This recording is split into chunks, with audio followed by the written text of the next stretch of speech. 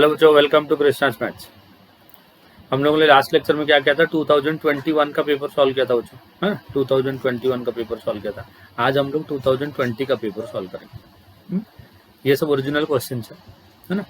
तो और इसमें जो पैटर्न आता है तुम्हारे, ये पैटर्न में भी वही है। बट ये जो पेपर था ना, ये पेपर क्योंकि कोरोना से पहले हुआ था, है ना, इसमें कुछ क्वेश्चन है, कुछ चैप्टर के क्वेश्चन है जो तुम्हारे अभी के डिलीटेड पोर्शन में है। तो अब का जो डिलीटेड पोर्शन अभी तुम लोग का नहीं आने वाला। इसके लिए 50 नहीं, 2-3 क्वेश्चन जो डिलीटेड थे वो मैंने कम कर दिए।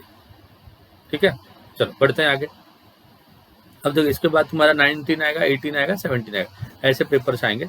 और यही पेपर्स है, हाँ, यही पेपर्स करो। और फिर बेसिक चीज ये तो मैं कर रहा हूँ बेसिक के साथ। हाँ, आप इसके साथ कुछ और क्वेश्चंस भी बुक के सॉल्व कर लो, या मेरा जो MH3 CET का सीरीज चालू है मेरे चैनल पे, वो भी जाकर देख सकते हो टॉपिक वाइज के लिए।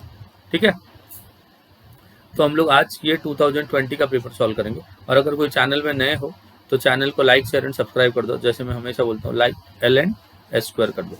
ठीक है, ताकि अब सारे बच्चों से पहुंच सके और सबको इसका बेनिफिट मिल सके। तो चलो स्टार्ट करते हैं। पहला question, equation ax² + 2hxy + by² + 2gx + 2fy = 0 has one line as the bisector of the angle between the coordinate axis. मतलब ये जो इक्वेशन है, ये कितने लाइन को रिप्रेजेंट करता है? दो लाइन को रिप्रेजेंट करता है। इसमें से कोई एक line angle between the coordinate axis को बाइसेक्ट करता है ना। तो कोऑर्डिनेट एक्सिस के बीच में क्या एंगल होता है बताओ? कोऑर्डिनेट एक्सिस के बीच में जो एंगल होता है वो 90 डिग्री होता है। उसको बाइसेक्ट करता है, मतलब क्या करेगा? 45 डिग्री बनाएगा। अगर 45 डिग्री बनाएगा तो जो लाइन एक्स एक्सिस के साथ 45 डिग्री बनाएगा उसका स्लोप क्या हो जाएगा? उसका स्लोप हो जाएगा m = 1045 डिग्री। एंड 1045 का वैल्यू होता है 1। 1045 का वैल्यू कितना हो गया? 1। मतलब ये जो लाइन है, ये लाइन का आपका स्लोप मिल गया 1। स्लोप क्या मिला? 1। बट लाइन का स्लोप का फॉर्मूला क्या होता है अगर वो होमोजीनियस इक्वेशन है? -h प्लस और माइनस √h² - ab प्लस और माइनस कोई भी एक divide by b and this is equal to 1। Simplify करो, -h प्लस और minus √h² - ab equal to b। -h को राइट साइड ले लो तो h² - ab का स्क्वायर रूट, आगे प्लस और minus equal to b plus h। अब ये स्क्वायर रूट हटाने के लिए स्क्वायर कर लो तो h² - ab प्लस और माइनस दोनों का स्क्वायर हमेशा प्लस होगा, equal to b plus h the whole square. So this is equal to h² - ab equal to b² plus h² plus 2bh। h² cancel हो गया, so -ab - b² equal to 2bh। b को common ले लो, -b को common ले लो तो a plus b आ गया इक्वल टू 2bh। b भी कैंसिल हो गया दोनों साइड से, स्क्वायर हो गया। अगर स्क्वायर करोगे तो कितना हो जाएगा? a plus b the whole square equal to 2h का square, that is equal to 4h², है ना। तो आ गया सी ऑप्शन। हो गया, सिंपल था। ये तुम्हारा टेक्सचुअल क्वेश्चन था। क्वेश्चन 1 जो था ना तुम्हारा पेयर्स ऑफ लाइंस का टेक्स्ट बुक का क्वेश्चन, फर्स्ट एक्सरसाइज का 8th या 9th ऐसा कोई क्वेश्चन। नेक्स्ट देखो, sine of tan inverse of 3/4 इसका square plus sine of tan inverse of 4/3 इसका स्क्वायर इक्वल टू कितना? देखो, बाहर साइन इनवर्स है, बाहर अगर साइन इनवर्स है तो अंदर वाली ये वाली जो चीज है ना, ये साइन इनवर्स होना चाहिए। तो एक ट्राइंगल बना दो। ट्राइंगल बना के ये देखो, ये कितना दिया है? 3/4 ना। हाँ, ये 3/4 तो ये tan का वैल्यू 3/4 तो ये हो जाएगा 5। तो साइन कितना हो जाएगा? तो ये बन जाएगा साइन इनवर्स ऑफ 3/5 बनेगा ऐसा। और इसका स्क्वायर है प्लस इसके लिए अगर एक ट्राइंगल बना दो तो इसका जो tan थीटा बनेगा ये 4 होगा, ये 3 होगा, क्योंकि ये 4/3 हो। ठीक है, तो फिर भी ये 5 ही होगा। तो ये वाली जो चीज है, ये वाली चीज क्या बन जाएगा? Sine of tan, sine inverse करेंगे ना इसको, तो यहाँ से साइन थीटा लेके आओ। यहाँ से जब साइन थीटा लेके आओगे तो कितना बनेगा बताओ? Sine inverse of 4/5 the whole square. अब देखो, sine inverse of sine cancel हो गया, 3/5 का स्क्वायर। सेकेंड टर्म में भी sine of sine inverse cancel हो गया, 4/5 का स्क्वायर, है ना। तो 3 का स्क्वायर हो गया 9, 4 का स्क्वायर हो गया 16, 5 का स्क्वायर हो गया 25, तो 25/25 हो गया 1। हो गया। चलो थर्ड क्वेश्चन 1 मतलब कौन सा ऑप्शन आ गया बच्चों? बी ऑप्शन आ गया। थर्ड देखो, if the 2x plus 3, if the plane, हाँ एक प्लेन का इक्वेशन दिया 2x plus 3y plus 5z is equal to 1, intersect the coordinate axis at the points A B and C. ये जो plane है x axis को a में, y axis को b में और z एक्सिस को c में कट करता है। अभी मान लो ये y एक्सिस है, ये x एक्सिस है और ये ऐसे कट करता है, ठीक है। अब तो फिर इसको इंटरसेप्ट फॉर्म में लिख लो। इंटरसेप्ट फॉर्म क्या होता है, x अपॉन a, 2 को नीचे लेके आओ 1/2 प्लस y अपॉन b, 3 को नीचे लेके आओ 1/3 plus z upon 5, z upon 5 को नीचे लेके आओ 1/5 इक्वल टू 1। तो x एक्सिस को कट किया 1/2 पे, मतलब बाकी दोनों पॉइंट इसका 0। y एक्सिस को कट किया 1/3 पे, मतलब बाकी x और z इसका 0। सिमिलरली z एक्सिस को कट किया 1/5 पे, है ना, तो बाकी x और y इसका 0। ये हो गया 3 पॉइंट।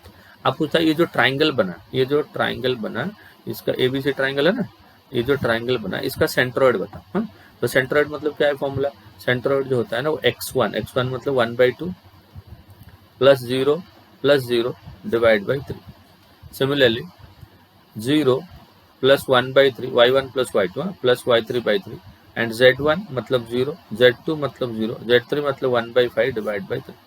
तो सेंट्रोइड का आंसर क्या हो गया बच्चों, सेंट्रोइड का आंसर हो गया 1/2/3, 1/6, 1/3/3, 1/9, 1/5/3 इज 1/15।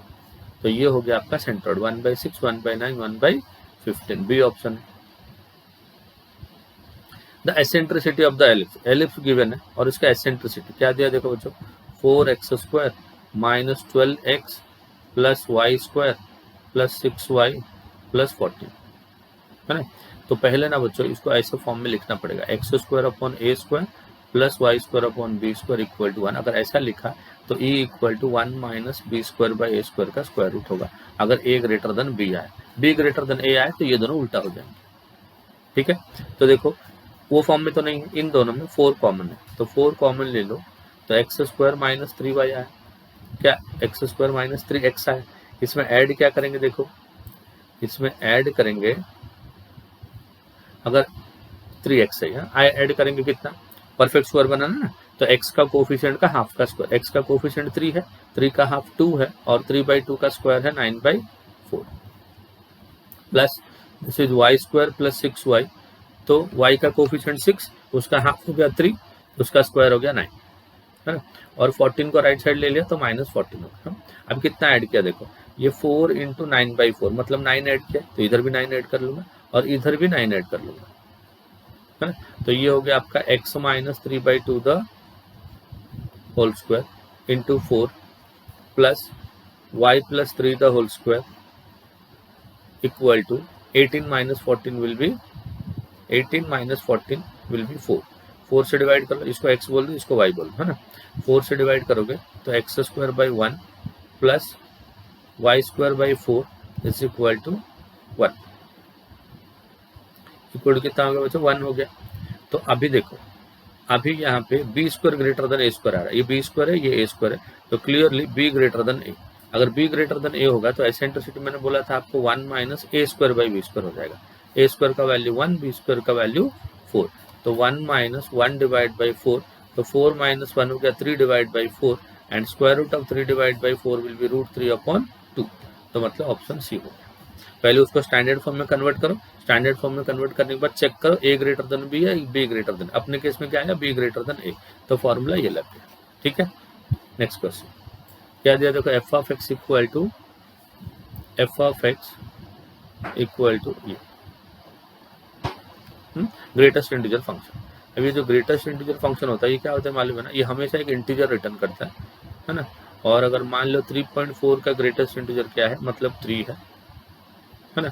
अगर -3.4 का ग्रेटेस्ट इंटीजर क्या है, तो इसको हम लोग कैसे लिखते हैं देखो, -3.4 को -4 प्लस 0.6 ऐसा लिखते हैं। तो इसका जो इंटीजर होता है वो -4 होता है, मतलब जो वैल्यू आप ले रहे हो वो जो इंटरवल में डिफाइंड होगा वो इंटरवल का लोअर वैल्यू।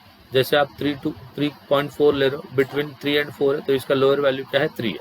-3.4 ले रहे हो तो बिटवीन -4 एंड -3 लोअर वैल्यू क्या है, -4। तो ऐसा इसका आंसर बनता है ना। Which of the following is true for every x belongs to R?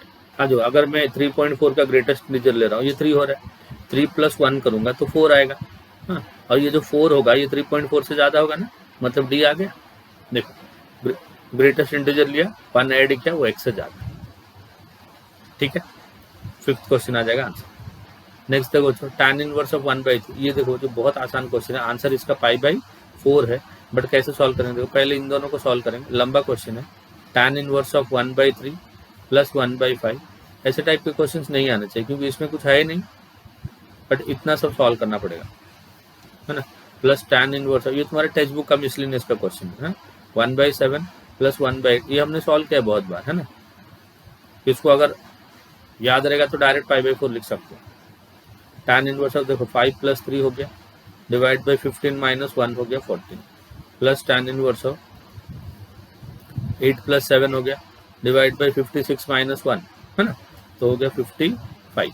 तो ये हो गया tan inverse of 15/4, 15/14 plus tan inverse of 8 × 7 कितना हो गया, 8 + 7 15 हो गया, डिवाइड बाई 55 हो गया। So this is equal to tan inverse of 5 + 3, ये तो 8 हो जाएगा बच्चों, सॉरी हाँ, ये तो आपका 8 हो जाएगा ना, 5 + 3, 5 + 3 विल बी 8/14, और ये 8 7, हाँ उसको थोड़ा कैंसिल कर दो, 8/14 मतलब आपका होता है 4/7 होता है ना, प्लस tan इनवर्स ऑफ, ये कितना हो जाएगा बताओ, अगर 5 से कट किया तो 3, 5 से कट किया तो 11। सो ये फिर से वही फॉर्मूला अप्लाई कर दोगे, 4/7 plus 3/11 divide by 1 - 4/7 into 3/11, calculate कर लो। tan इनवर्स ऑफ 11 × 4 हो गया 44 प्लस 21 डिवाइड बाई 77 माइनस 4 3 जा 12। So this is equal to tan inverse of, ऊपर भी 65 और नीचे भी 65, तो tan इनवर्स ऑफ 1 हो गया बच्चों, tan इनवर्स ऑफ 1, और 1 को हम लोग क्या लिखते हैं बताएं, tan इनवर्स ऑफ 10 π/4 लिखते हैं। तो tan इनवर्स 10 कैंसिल हो गया और आंसर हो गया आपका π/4। मैंने बताया था, देखो बच्चों क्या दिया, sin y into dy/dx equal to cos y into 1 - x into cos y, cos y से डिवाइड कर लो, ये हो जाएगा tan y into dy/dx equal to 1 - x into cos y, और एक cos y से डिवाइड कर लो, तो ये हो जाएगा sec y into tan y into dy/dx equal to 1/cos y, है ना, तो ये हो गया sec y माइनस x हो गया। नाउ sec y को t बोल दो, put sec y is equal to t, sec y का डेरिवेटिव कितना हो गया, sec y into tan y into dy/dx equal to dt/dx। तो ये कितना हो गया, देखो ये हो गया आपका dt/dx equal to sec y को हमने t लिया था, t माइनस x को इधर लेके आ जाओ, dt/dx plus x equal to t, है ना। तो p का वैल्यू 1 हो गया, p का वैल्यू कितना हो गया 1, ठीक है ना। तो इंटीग्रेटिंग फैक्टर का फॉर्मूला क्या होगा, e raised to p dx, e raised to x into dx, ना, प्लस pt, नहीं एक मिनट, स्टैंडर्ड फॉर्म क्या है आपका, t को इस साइड लाओ, x को उस साइड रखो, ठीक है ना, t को इस साइड लाओ, अगर t को इस साइड लाओगे इक्वल टू माइनस x, तो यहाँ पे जो p का वैल्यू है वो -1 है एंड q का वैल्यू वो -x, ऐसा होता है।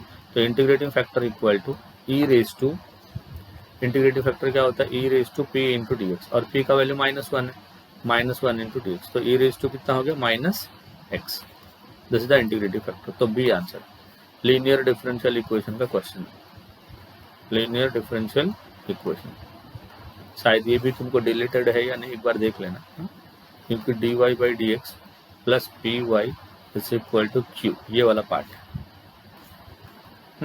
चलो फिर भी मैंने कर दिया।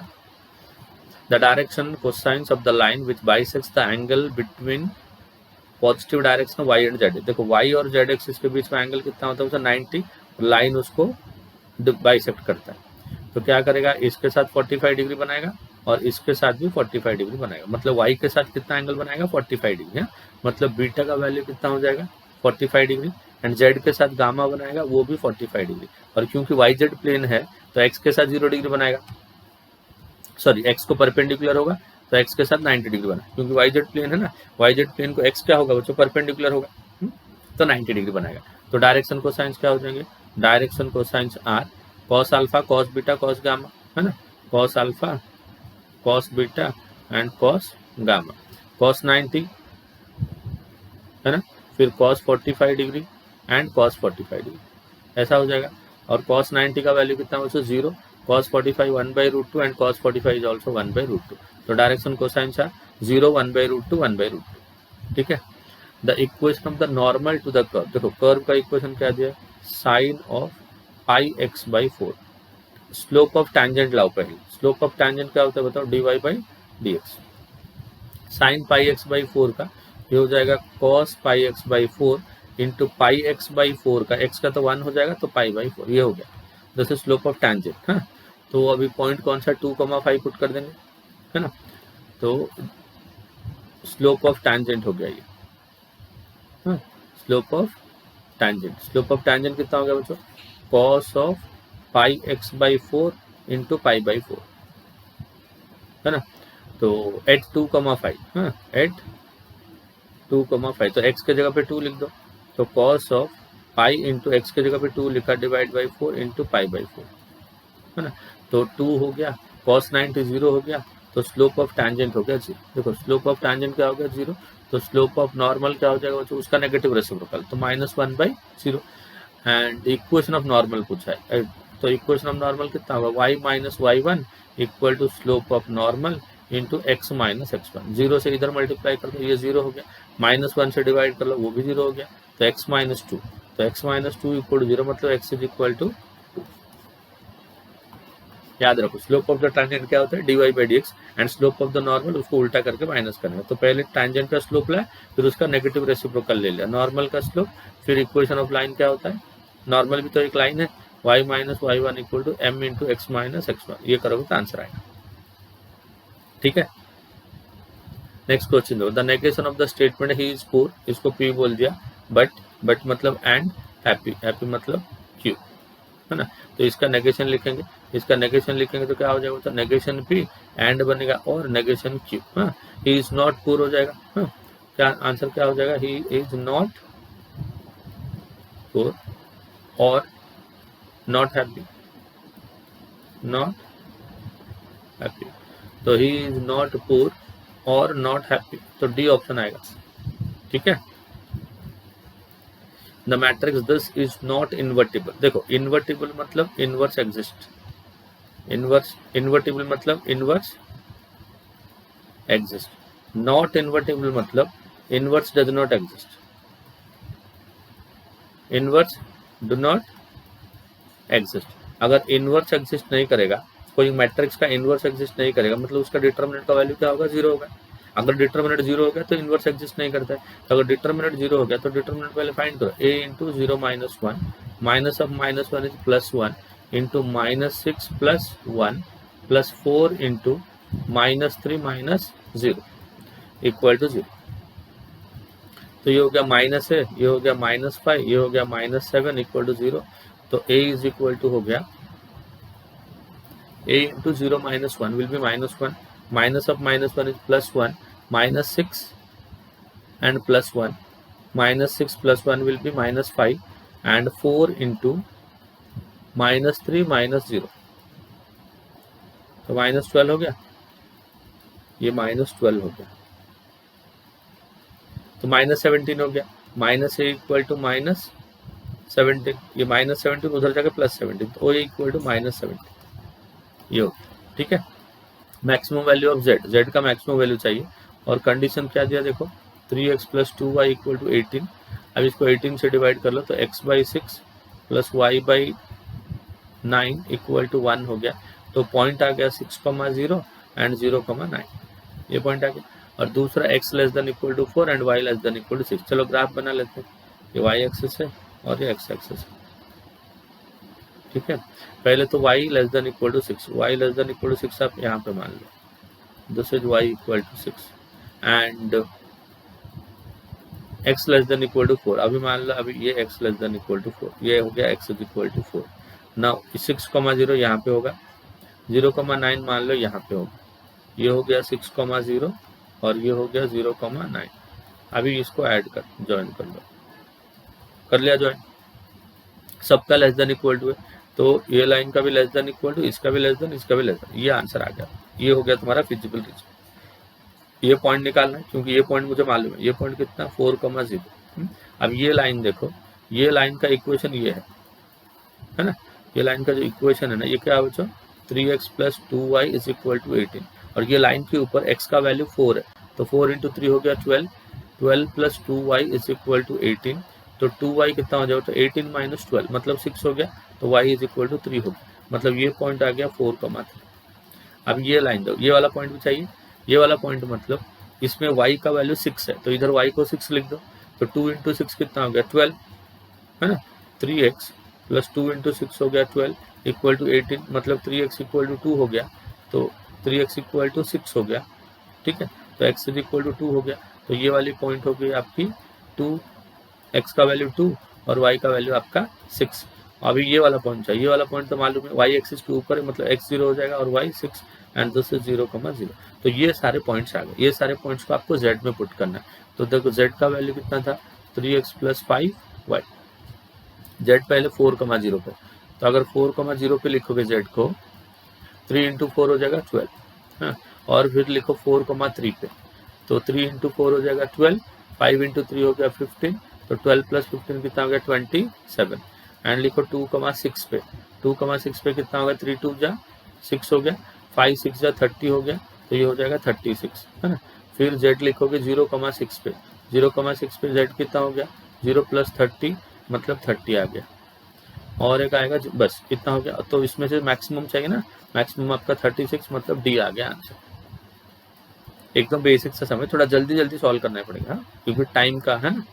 देखो I = integration of log x -1 / 1 + log x का होल स्क्वायर, ये है ना बच्चों क्वेश्चन। अब देखो सब log log log log दिख रहा है, तो ऐसे केसेस में आप क्या करो, log x को t बोलो, क्या बोलो, log x को t, log x अगर t है तो x इक्वल क्या होता है, e⁻t and dx = also e⁻t × dt। तो I कितना हो गया, देखो I हो गया, log x को t बोला था, तो t - 1 / 1 + t² और इसका होल स्क्वायर, इसका होल स्क्वायर भी है बच्चों, इंटू dx मतलब e⁻t × dt। तो ऊपर का भी स्क्वायर है, नीचे का भी स्क्वायर, तो ऊपर का स्क्वायर हो जाएगा t² + 1 - 2t, और नीचे हो गया 1 + t² द होल स्क्वायर, और ये भी हो गया 1 + t² द होल स्क्वायर, है ना, इंटू e⁻t × dt। अब देखो यहाँ से एक टर्म कट गया, तो आपका कितना बच गया, 1/1 + t², इतना बचा, -2t/1 + t² the whole square into e⁻t × dt। अभी आपको इसको अगर फंक्शन लोगे, डिफरेंशिएट करोगे, तो आपको ये आएगा, या उल्टा बोल दिया ना, हाँ। अब देखो, आप अगर पहले को फंक्शन बोलते हो, डिफरेंशिएट करके देखो, इसको अगर फंक्शन बोलते हो, क्योंकि ये 1/x है ना, 1/x का डेरिवेटिव कितना हो गया, -1/1 + t² द होल स्क्वायर आ जाएगा, और 1 + t² का 2t हो जाएगा, है ना। तो ये आ रहा है, तो ये फंक्शन, ये f(t), ये आपका f'(t) और ये आपका e⁻t है ना, तो e⁻t इंटू f(t) - f', तो आंसर क्या हो जाएगा बताओ, e⁻t इंटू f(t) + c, है ना। अब e⁻t मतलब हमने t को e⁻ log x है, मतलब ये x है, f(t) मतलब 1/1 + log x the whole square, 1/1 + t² ना, मतलब log x the whole square plus c, e⁻ log x हो गया x / 1 + log x the whole square plus c, ये आंसर है, x / 1 + log x the whole square मतलब a है बेटा, है ना। चलो 1 dx / cos 2x - cos²x, कैसा करेंगे देखो, dx / cos 2x होता है cos² x - sin² x cos²x, ऐसा होता है ना। तो cos² x कैंसिल हो गया, माइनस बाहर आ गया, 1/sin² हो गया cos² x into dx, cos² x का होता है -cot x, तो -cot x + c, तो आंसर हो गया सिर्फ cot x + c, तो मतलब आपका बी ऑप्शन। नाउ देखो एरिया इंक्लूड बेटा मैं आपको बताया था Y square equal to 4ax and अगर X square equal to 4by होगा एरिया क्या होता था 16ab/3 याद है ना शॉर्टकट मैंने लास्ट 2021 में भी ऐसा क्वेश्चन था। तो यहाँ से देखो बच्चों यहाँ से 4a इक्वल टू 5 तो a equal to 5/4 here also 4b is equal to 5 यहाँ से 4b इक्वल टू 5 तो b इज इक्वल टू 5/4 तो दोनों के बीच में एरिया क्या हो जाएगा 16 इंटू a का वैल्यू 5/4 इंटू b का वैल्यू 5/4 डिवाइड बाई 3 तो ये 4 4 16 ये 16 को लेके गया तो आंसर हो गया 25/3 स्क्वायर यूनिट्स क्योंकि एरिया है तो ए ऑप्शन आ गया। और दोनों का कॉमन एरिया लेके उसको एरिया करके वो सब नहीं करना। हाँ ये शॉर्टकट पक्के से याद रखना क्योंकि इस पे क्वेश्चन हमेशा आते है ना। चलो the straight lines represented by the equation देखो ये ओरिजिन से पास कर रहे हैं क्योंकि होमोजीनियस फॉर्म में है। अगर होमोजीनियस फॉर्म में है तो परपेंडिकुलर के लिए क्या होता है बच्चों a plus B equal to 0 coincident lines के लिए क्या होता है h square equal to ab। यहाँ पे पैरेलल लाइन होता नहीं है और एंगल बिटवीन द लाइन 60 बाद में देखें क्योंकि ऐसा कुछ लग नहीं रहा है। तो a equal to 9 2h is equal to -16 -12 है बच्चों ये -12 तो h इज इक्वल टू कितना हो गया -6 and b is equal to 4 तो h स्क्वायर इक्वल टू कितना हो जाएगा -6 का होल स्क्वायर मतलब 36 a into B is equal to a का वैल्यू 9 b का वैल्यू 4 तो 9 इंटू 4 इक्वल टू 36। अब देखो दोनों इक्वल हो गया h square equal to ab मतलब कोइंसिडेंट लाइन्स। ठीक है चलो आगे the odds in favour of drawing a king from a pack of 52 cards is odds in favour of 52 cards में से in favour of drawing a king कितने king होते हैं 4 किंग होते हैं आउट ऑफ हाउ मेनी 52 होता है तो ये कितना हो गया 1/13 हो गया है ना। तो टोटल 13 है तुम्हारे इवेंट के फेवर में 1 है तुम्हारे इवेंट के फेवर में 1 है टोटल 13 है तो बाकी बच गया 12। तो प्रोबेबिलिटी नहीं पूछा ऑड्स पूछा ऑड्स क्या होता है 1:12 1:12 प्रोबेबिलिटी 1/13 है मतलब टोटल केसेस 13 है उसमें से आपका केस 1 है तो रिमेनिंग केस के कितना बन गया 12 तो आपका score divide by remaining score equal to odds in favour. उल्टा कर दोगे तो ऑड्स अगेंस्ट उल्टा कर दोगे तो ऑड्स अगेंस्ट हो जाएगा। ये देखो बच्चों इंटीग्रेशन कितना दिया देखो π/5 से लेके 3π/10 ऊपर tan x है और divide by tan x plus cot x है। अगर इन दोनों वैल्यू को ऐड करने के टाइम पे आपका π/2 आ रहा है आपका अगर π/2 आ रहा है तो आपका आंसर हो जाएगा b-a/2 मैंने बताया था शॉर्टकट में। हाँ नहीं तो मेरा डेफिनेट इंटीग्रेशन का शॉर्टकट वाला वीडियो देखो एक बार चेक करो 3π/10 प्लस π/5 π/5 मतलब इसको 10 करने के लिए 2 से मल्टीप्लाई करो तो 3π प्लस 2π डिवाइड बाई 10 तो कितना होगा बच्चों 5π/10 मतलब π/2 है मतलब π/2 क्यों चेक कर रहे हैं क्योंकि π/2 में 10 आपका cot बन जाएगा और cot आपका 10 बन जाएगा क्योंकि जो 10 π/2 माइनस x होता है वो cot x होता है।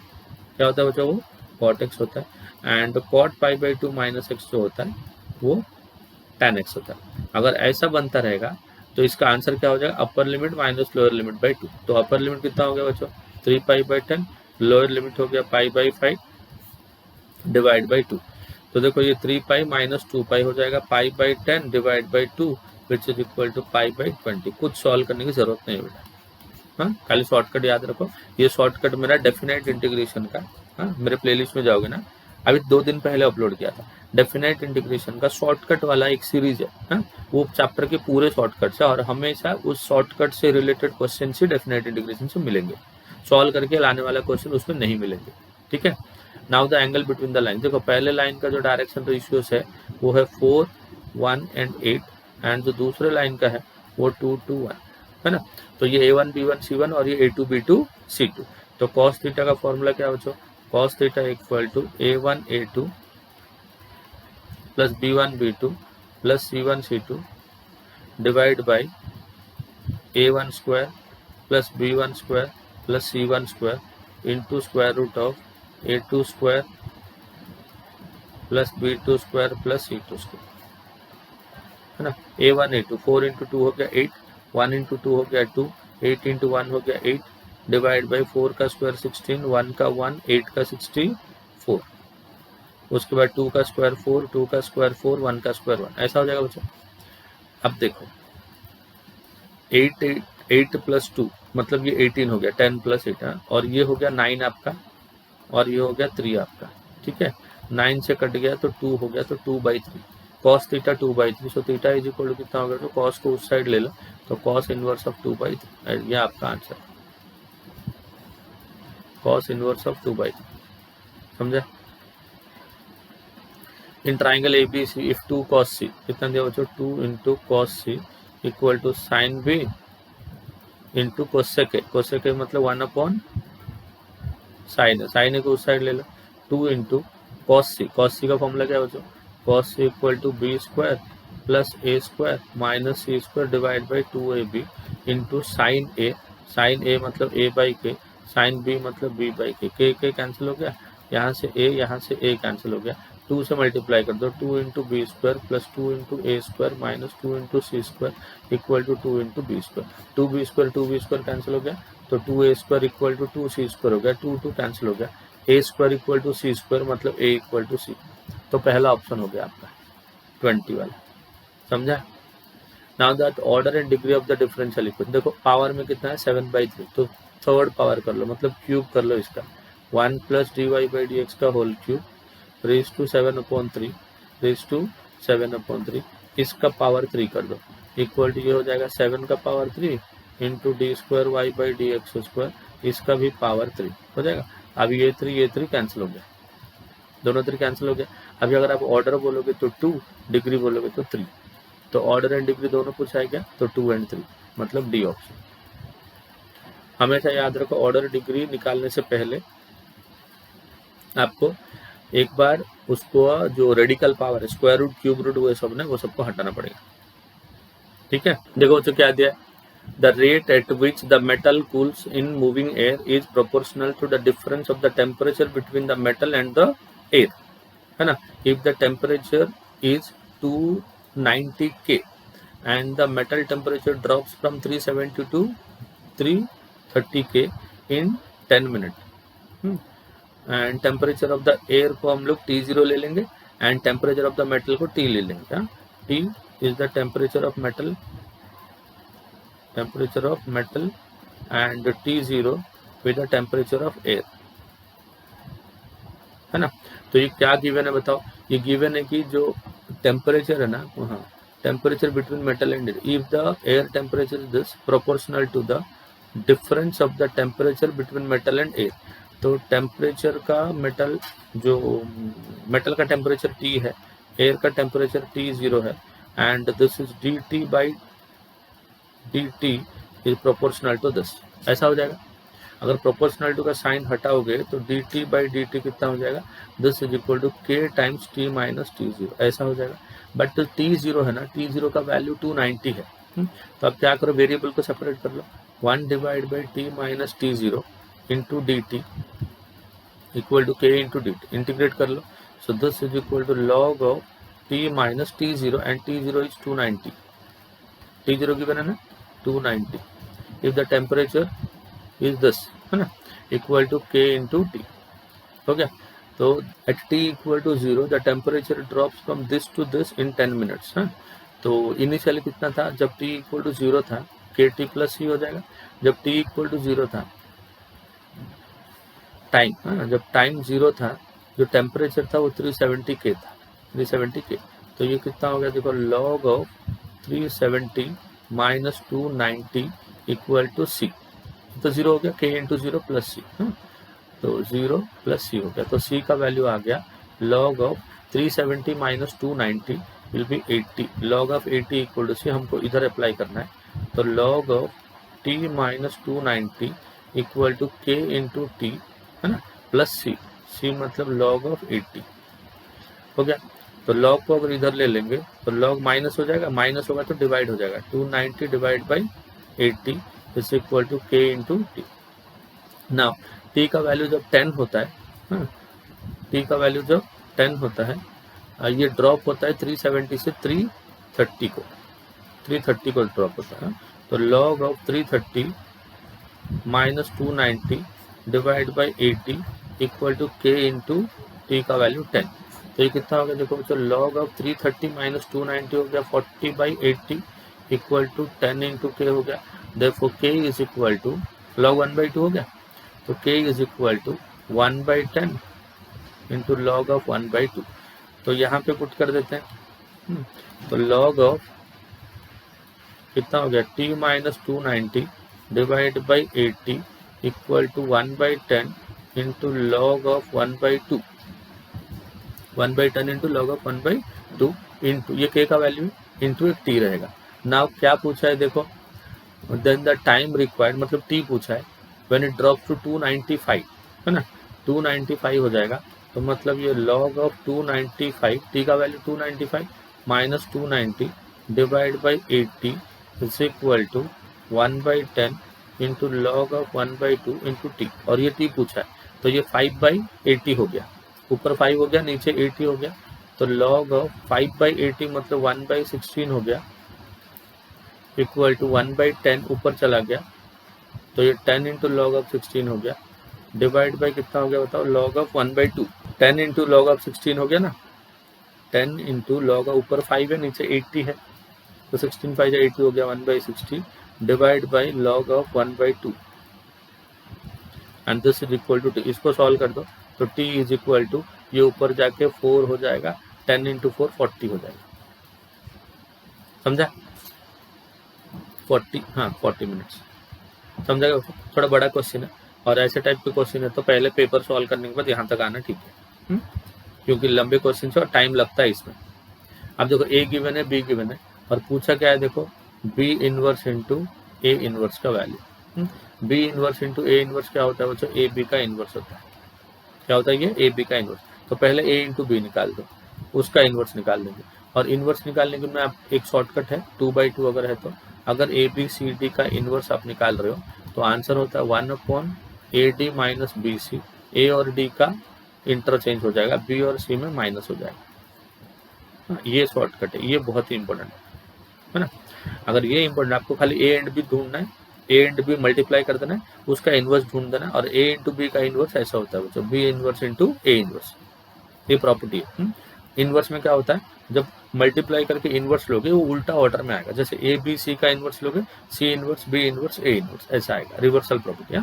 तो पहले ए बी करो 2 3 1 2, ये ए है, इंटू बी कितना देखो 1031, ये बी है ना, मल्टीप्लाई करो 2 इंटू 1 हो गया 2, 3 इंटू 3 हो गया 9, 2 into 0 3 into 1, 1 into 1 2 into 3, 1 into 0 2 into 1, ये हो गया, तो 9 प्लस 2 हो गया 11, ये 3 ये 7 ये 2, इसका इनवर्स अभी, हाँ ए बी का इनवर्स, इनवर्स करने के लिए मैंने आपको क्या बोला था देखो, इसका डिटर्मिनेंट है ए इंटू डी मतलब 22, 1 डिवाइड बाई 22 माइनस 7 3 20, ए और डी इंटरचेंज हो जाएगा, मतलब ऊपर 2 नीचे 11, इन दोनों में माइनस लग जाएगा, -3 -7, तो ये तो 1 हो गया देखो 1/1, तो ये आएगा आंसर 2 -3 -7 11, 2 -3 -7 11, बी ऑप्शन आ रहा है ना।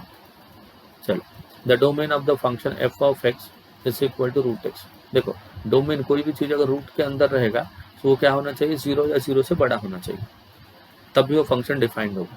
तो ये क्या है बताओ, x का वैल्यू मतलब डोमेन का वैल्यू हमेशा 0 या उससे ज्यादा है ना, तो सारे पॉजिटिव रियल नंबर आएंगे, 0 भी आएगा, तो पॉजिटिव रियल नंबर तो आएंगे ही, पॉजिटिव रियल नंबर मतलब 1 से स्टार्ट होता है, 0 के आगे स्टार्ट होता है, और 0 भी आएगा, यूनियन 0, तो ऐसा आएगा पॉजिटिव रियल नंबर्स इंक्लूडिंग 0, ठीक है। Sine of x plus y plus cos of x plus y equal to this, then d Y by D x equal, देखो बच्चों ये पूरा कांस्टेंट है, ये पूरा क्या है कांस्टेंट है, तो जब इसको डेरिवेटिव लोगे ये वाला पार्ट आपका 0 हो जाएगा, तो साइन एक्स प्लस वाई का cos of x plus Y का 1 plus D Y by D X हो जाएगा, and this plus cos X plus Y का minus sine of x plus Y into X plus Y का 1 plus D Y by D X, right side constant है उसका derivative 0, तो ये कितना हो गया देखो 1 plus D Y by D x equal to, ये कितना हो जाएगा 1 plus D Y by D x common ले लिया, तो इधर और कितना बच जाएगा, तो इधर बचेगा कॉस ऑफ एक्स प्लस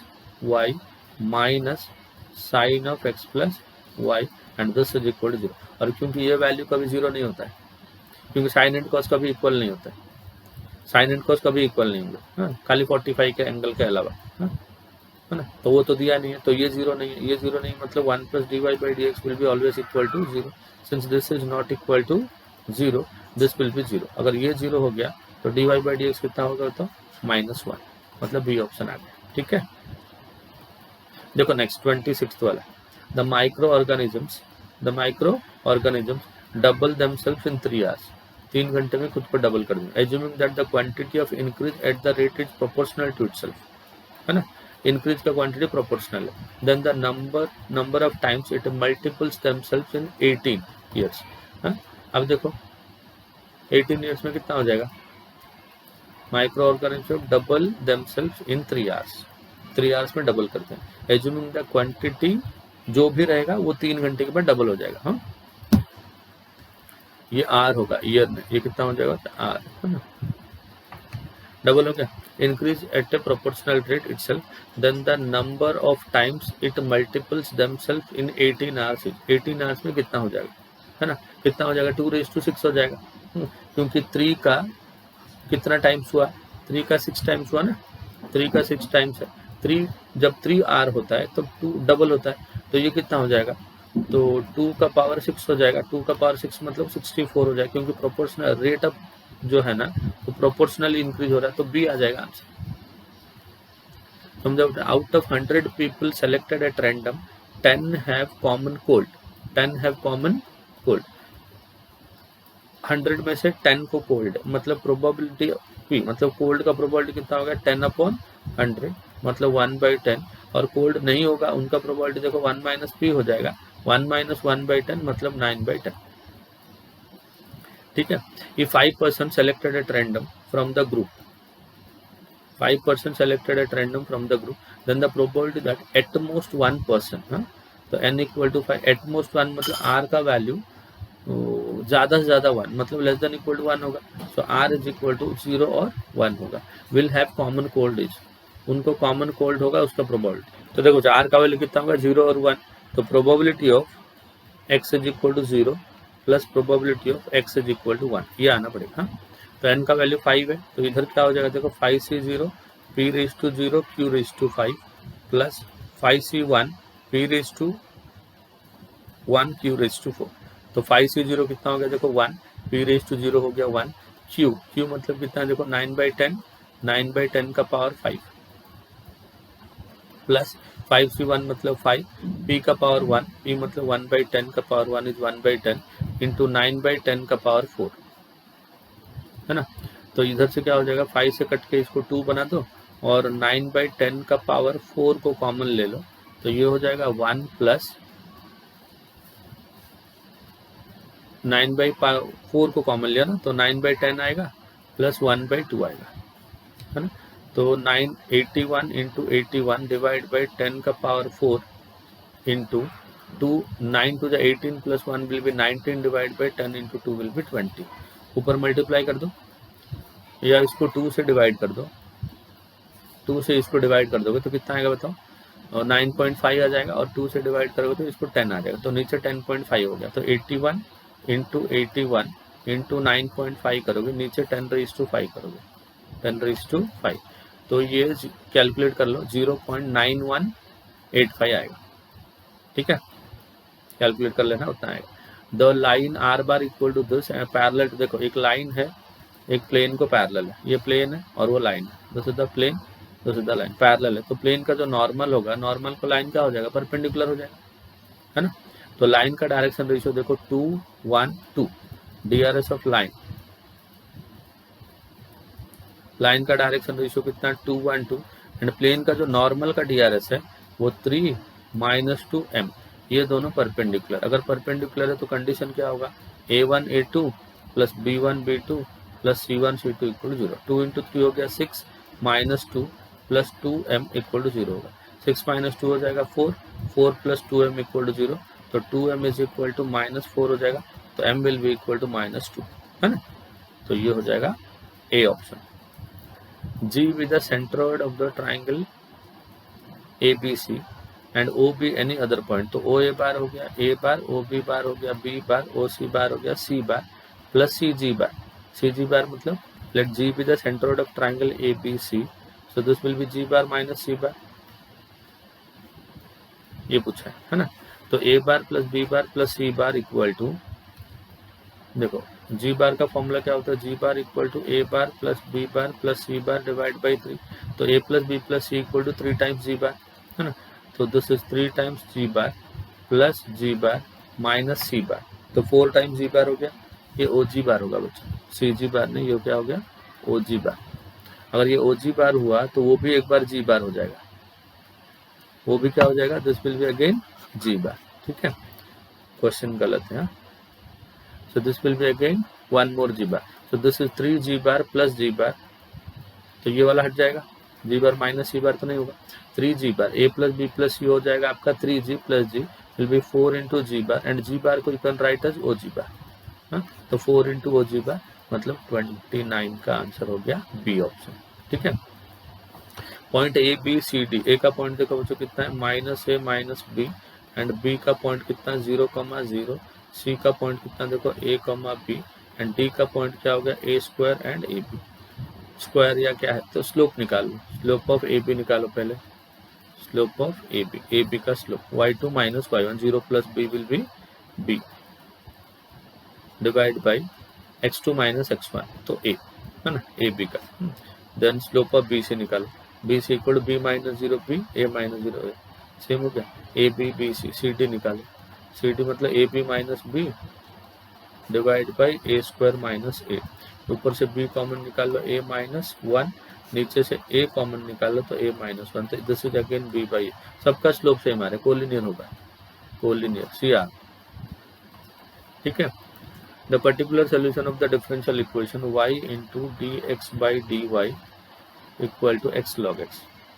पहले जनरल सोल्यूशन लाएंगे फिर वैल्यू सब्स्टिट्यूट करेंगे।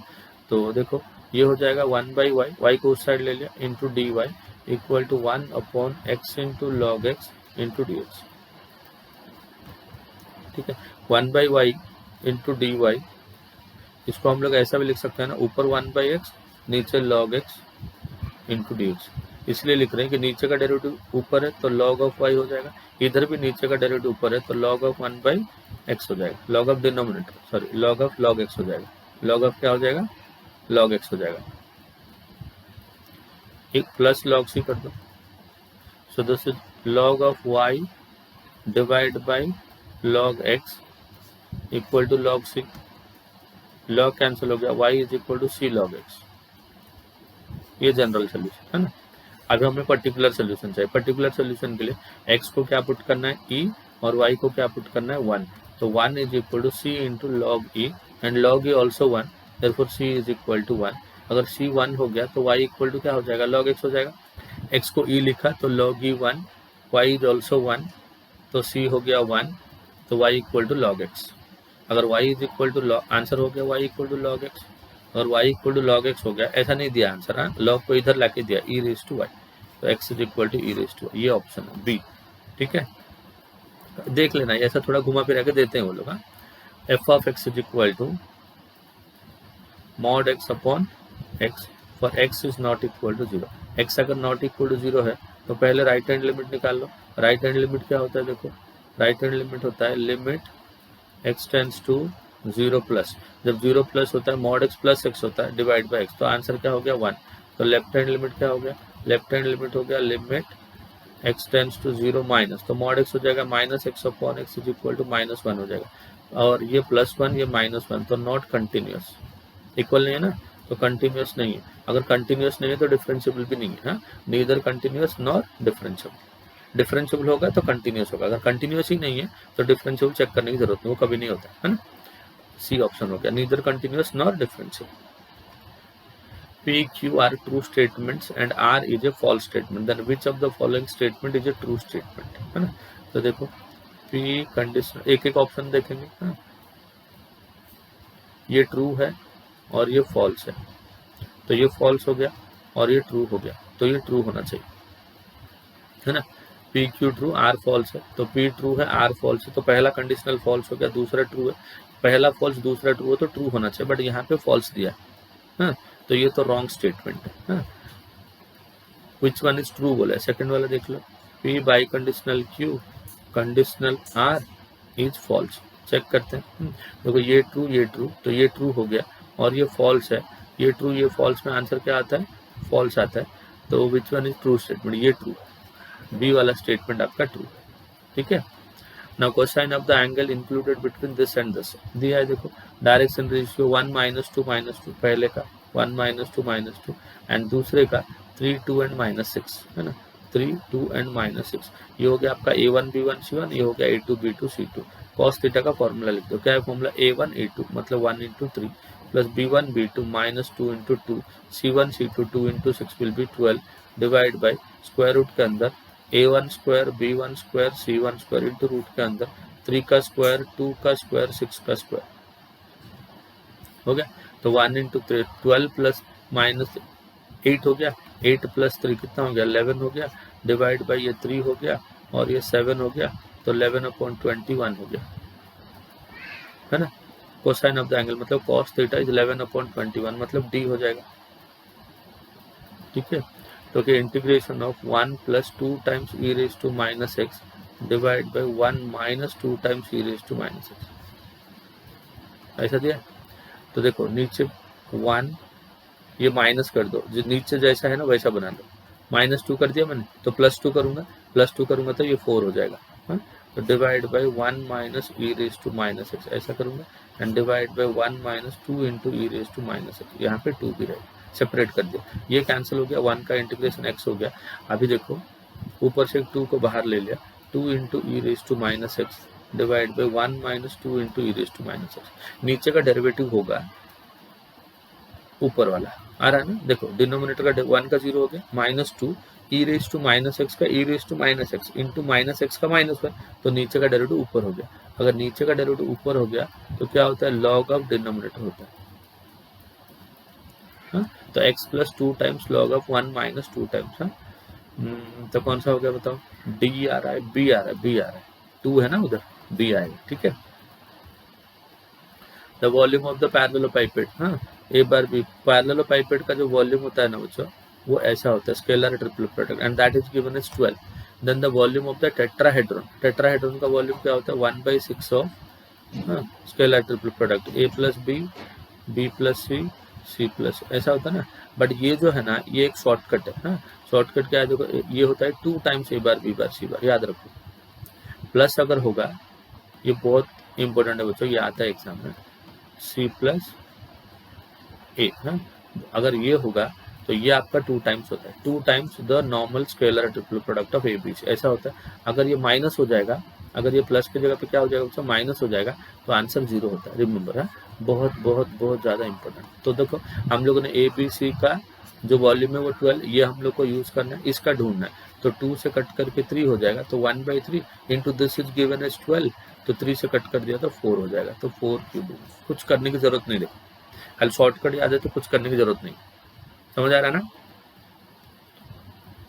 देखो डिसकंटिन्यूअस एट एग्जैक्टली 2 पॉइंट्स, तो कौन कौन से पॉइंट पे डिसकंटिन्यूअस होगा, जैसे 9x + x³ ना, तो 9x + x³ कब 0 होगा, जब x को कॉमन ले लो, दिस विल बी 9 + x² = 0, तो इधर x = 0 या 9 + x² = 0, ये तो कभी 0 नहीं होगा, कोई भी रियल वैल्यू x का ऐसा नहीं होगा जिसके लिए x² + 9 = 0 होगा, सो दिस इज नेवर बी 0, तो x इज इक्वल टू 0, हाँ मतलब एक ही पॉइंट है, at exactly 3 points continuous for all real values, नहीं एग्जैक्टली 1 पॉइंट, हाँ बी वाला पॉइंट आएगा, बी आएगा आंसर, ठीक है ना। तो for any non zero vectors A and B, देखो ये क्या दिया है, B A cross B and A ऐसा दिया ना, तो पहले क्या करो इसको इधर लेके आओ, हाँ तो ये हो जाएगा A बार क्रॉस B बार और ये B बार और ये A बार, तो ऐसे जब इंटरचेंज करते हो तो आपको मालूम है ना एक नेगेटिव साइन आता है, फिर A को इधर लाओ B को इधर लाओ, है ना, तो -A क्रॉस B और ये A और ये B, जब दोबारा इंटरचेंज किया तो और एक माइनस आके प्लस हो जाएगा। तो ये जो A bar B bar C बार है, इसको हम लोग एग्जैक्टली कैसे लिखते हैं बच्चों, A.B क्रॉस C ऐसा लिखते हैं ना, ये भी A क्रॉस B, ये भी A cross B, dot product लेंगे तो स्क्वायर हो जाएगा, A क्रॉस B का होल स्क्वायर, तो मतलब B ऑप्शन आएगा, ठीक है ना बच्चों। f(x) is equal to sine inverse of 1 - x/√x/x, है ना। तो देखो f(x) is equal to sine inverse है, तो अंदर वाला चीज साइन होता तो काम अच्छा होता, तो x को cos 2θ ले ले, x को अगर cos 2 थीटा ले लोगे तो 2 थीटा इक्वल टू कितना हो जाएगा, 2 theta will be equal to cos inverse x and theta is equal to cos inverse x upon 2, है ना। तो f ऑफ x क्या हो जाएगा, f of x is equal to sine inverse of 1 minus x, x कितना बचो, x is equal to cos 2 theta divide by 2, समझ आ रहा है ना।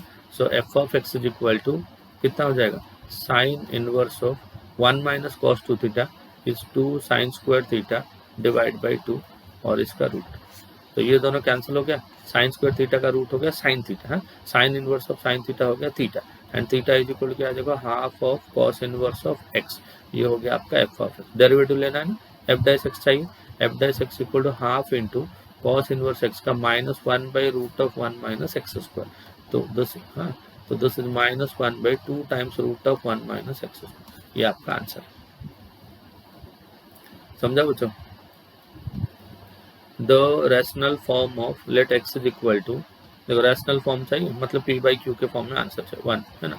तो 10x कितना हो जाएगा, 10x इक्वल टू डेसिमल एक आगे चला जाएगा ना, 14.1 हो जाएगा, 100x क्या हो जाएगा, 100x इज इक्वल टू 141.0 हो जाएगा, है ना। ऊपर बार होना चाहिए बच्चों, रैशनल फॉर्म मतलब ऊपर बार होना चाहिए, है? तो मतलब 14.1 उसके बाद 41 ऐसा होगा। तो इसको अगर जब माइनस कर देंगे 100x माइनस x जब करेंगे तो ये हो जाएगा 141 माइनस 1, तो 99x इज इक्वल टू 140 हो जाएगा। तो x इज इक्वल टू कितना हो गया, 140 डिवाइड बाई 99, ये आपने 10th स्टैंडर्ड में क्या रहेगा रैशनल फॉर्म ढूंढने के लिए, ये सीक्वेंस एंड सीरीज में है। How to get the rational form, length of latus rectum of the parabola, parabola क्या है देखो, x square minus 8x, 8x को इधर लिया माइनस 2y माइनस 7, है ना।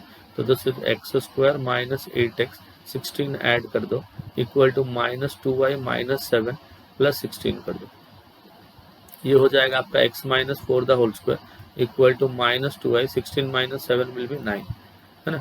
तो ये हो गया x square equal to minus 2 को कॉमन ले लो तो y माइनस 9/2 हो गया, है ना। तो ये 4a इक्वल टू 2, माइनस 2 है बट लेंथ क्या होगा पॉजिटिव हो जाएगा, तो 4a will be equal to 2, x plus y equal to π/2, then the maximum value of sin x into sine y, sin x into sine of y, y कितना हो जाएगा π/2 minus x, since x plus y equal to π/2, है ना, y हो जाएगा π/2 minus x, तो दोस्तों sin x into sine π/2 minus x हो गया cos x, एक 2 से मल्टीप्लाई करो 2 से डिवाइड करो, तो हाफ ऑफ ये कितना हो गया sin 2x हो गया, sin 2x का मैक्सिमम वैल्यू होता है 1, इसका मैक्सिमम वैल्यू क्या होता है बच्चों, maximum value of sin 2x is 1, तो 1/2 इंटू 1, आंसर हो गया 1/2, तो ए ऑप्शन हो गया मैक्सिमम वैल्यू।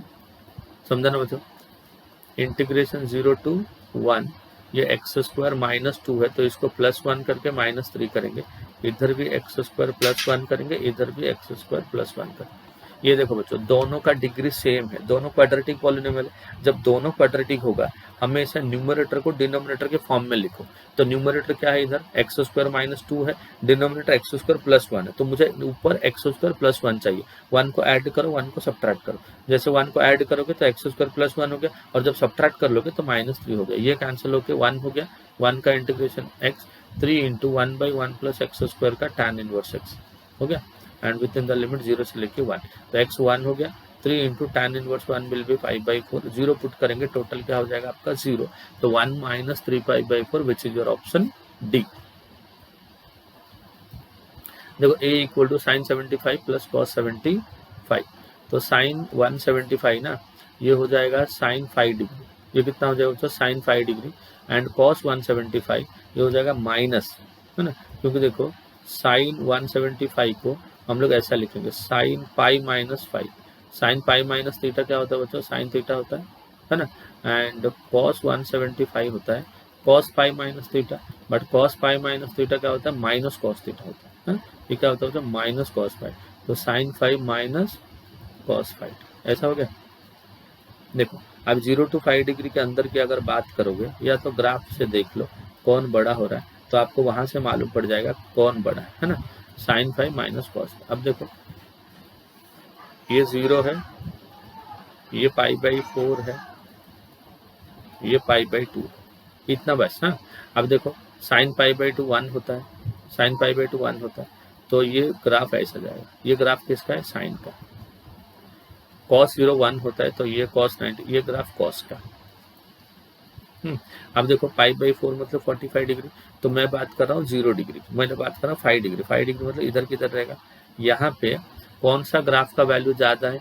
कॉस का वैल्यू ज़्यादा है और साइन का वैल्यू कम है। हाँ, कॉस का वैल्यू ज़्यादा है। हाँ, cos is greater than sine, cos 5 is greater than sine 5। अगर ऐसा है तो कॉस 5 का जो वैल्यू है, कॉस 5 माइनस साइन 5 क्या हो जाएगा? पॉजिटिव होगा। बट इधर पूछा साइन 5 माइनस कॉस 5 तो नेगेटिव होगा। ए नेगेटिव मतलब ए लेस देन 0, बी ऑप्शन आ गया। ये ऑड फंक्शन है बच्चों, आंसर 0 है। -5 to 5 है, 7 log ऑफ 7 माइनस एक्स। मेरा शॉर्टकट वाला सीरीज देखो, उसमें भी आपको ऐसे टाइप के क्वेश्चन मिले। ये ऑड फंक्शन है, एक्स को माइनस एक्स करोगे तो क्या होगा? Minus of F of x आएगा, मतलब ये ऑड फंक्शन है। और ऑड फंक्शन का आंसर हमेशा क्या होता है? 0 होता है। For every real x the function this is neither increasing nor decreasing. F dash x करो, है ना, तो ये a raise to minus x है, ये ए ग्रेटर देन 0 होना चाहिए। हाँ, a raise to minus x का derivative a raise to minus x into log a into -1, ऐसा होगा। तो देखो ये हमेशा पॉजिटिव, ए ग्रेटर देन 0 में लॉग ए पॉजिटिव, और ये -1 की वजह से हमेशा नेगेटिव है, तो डिक्रीजिंग फंक्शन क्या होगा? Decreasing function. If a die is thrown at random then the expectation value of the number shown on it है, तो नंबर क्या क्या आएगा? 1 2 3 4 5 6, है ना, और उसका प्रोबेबिलिटी क्या होगा? सबका 1/6 आएगा। डाई थ्रो कर रहे हैं तो कोई भी नंबर आए उसका प्रोबेबिलिटी 1/6। एक्सपेक्टेशन वैल्यू मतलब ई ऑफ एक्स पूछा है। ई ऑफ एक्स का फॉर्मूला याद है ना बच्चों? Summation of X I into P of X I, समझा? So this is 1 into 1/6 plus 2 into 1/6, ऐसे कहाँ तक जाएगा बच्चों? 6 इंटू 1/6। प्रोबेबिलिटी डिस्ट्रीब्यूशन याद आए? 1/6 को कॉमन ले लिया तो क्या बचा? 1 प्लस 2 टिल कहाँ तक आ गया? 6 तक आ गया, है ना। तो 1/6 इंटू 1 से 6 तक काउंट कर लो, 1 प्लस 2 कितना हो गया बच्चों? 3, है ना। या तो 6 into 6 plus 1 divide by 2, n into n plus 1/2, 3 7 3 21, तो 3 से कट करोगे तो 7, 3 से कट करोगे तो 2, 7/2 मतलब 3.5। तो ऐसे टाइप के क्वेश्चंस आपको आते हैं, इतना ही टाइम आपको लगेगा। कुछ 2-3 क्वेश्चन मैंने इधर उधर किए हैं, इधर उधर इसलिए किए हैं वो तुम्हारे पोर्शन का नहीं था, डिलीटेड पोर्शन का था, इसके लिए हटाए। तो ये स्पीड आपको आना चाहिए, ये स्पीड अगर आएगा मैथ्स में 100 आएगा। मैथ्स में कितना आएगा बच्चों? 100 आएगा आउट ऑफ 100, है ना। नहीं तो मैथ्स का पेपर छूटने का चांसेस ज़्यादा है, हाँ? और कुछ क्वेश्चंस मिलेंगे आपको, 4-5 क्वेश्चन ऐसे मिलेंगे जो शॉर्टकट पे बेस्ड होंगे, और शॉर्टकट आपको याद करना है। तो मेरा सीरीज फॉलो करोगे तो जो जो चैप्टर वाइज में डाल रहा हूँ ना उसमें उसका शॉर्टकट है, हाँ? अब यहाँ सॉल्व करने के बाद में थोड़ा मैं हिंट देता हूँ शॉर्टकट का, तो ऐसे याद रखो या तो वो करके याद रखो, ठीक है। जिस दिन जो पेपर आता है उस दिन वो पेपर को सॉल्व करो, ठीक है, समझा सबको। तो अगले लेक्चर में 2019 का पेपर लेके आऊंगा। ये 2020 का था, वो 2019, फिर 18, फिर 17, ऐसे में लेके आऊंगा 5 सीरीज, हाँ। और आपके पास अगर कुछ एक्स्ट्रा क्वेश्चन हो जो मेरे से आप सॉल्व कराना चाहते हो, जैसे 2021 का मैंने एक पेपर आपको सॉल्व करके दिया, आपको अगर बाकी के पेपर आपको सॉल्व करने, अगर आपके पास क्वेश्चन वगैरह है तो मेरे को भेजोगे तो मैं करके देता हूँ, ठीक है। फिलहाल तो ये 5 पेपर सॉल्व करो और ट्रेंड को समझने की कोशिश करो कि कैसे टाइप के ये लोग क्वेश्चंस पूछ रहे हैं, कौन से चैप्टर से। ये 4-5 पेपर सॉल्व करोगे और बेसिक तो आपको पता ही है, हाँ? अच्छे नंबर आएंगे और अच्छे से अच्छे कॉलेज में सिलेक्शन हो जाएगा। तो मिलते हैं अगले लेक्चर में अगले वीडियो के साथ, तब तक हंसते रहो एंड मुस्कुराते रहो। चलो बच्चों, बाय बाय।